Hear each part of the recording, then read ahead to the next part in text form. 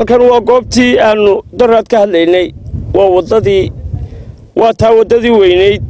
xaawiskii magaalada biyaha geenayna wuu maraa saaka waa la joojay barasaabka joojay haddana imika waxaanu aragnaa iyadoo la dhisayo wadada waxa ka daran xaawiska magaalada oo dhan waraabiya dhaxmara waka xaawiskii halka imika laga qoday halka taagan waxa meeshii ka muuqata maamul la'aan inay jirto in hantidii ummadda la boobayo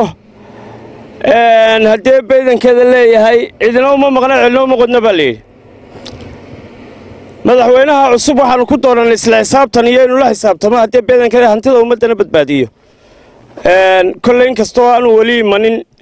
oo tii hore uun iminka laga sii faa'iidaysanayo waxaanu leenahay magaaladanu waa magaalo aad moodo inaan cid u maqnayn haddii baydankeeda leeyahay waxaanu ka codsanaynaa haddii baydankeeda madaxweynaha cusub iyo madaxweynaha ka sii degayaba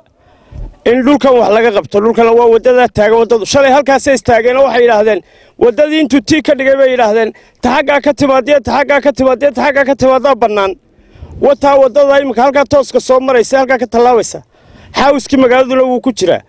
wata la dhisay imika dhismi gacanta lagu hayo saaka barisaabka joojiyay wada hadal dambe imika anagu barisaabkii imika maanaan arag laakiin meeshii la dhisayaanu aragnay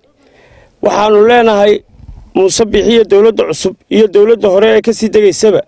war ummadda wax laga qabto afarta koonaba waa laga gooyay cidina uma maqna xildhibaanada shalayto halkan la soo tubay ee saaxiibadayna waxaanu leenahay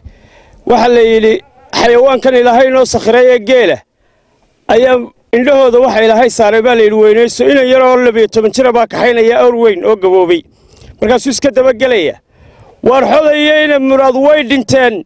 magaaladii waa baabiiyeen maayaraa idinku qabtaan oo iska daba socotaan idinka maayaraa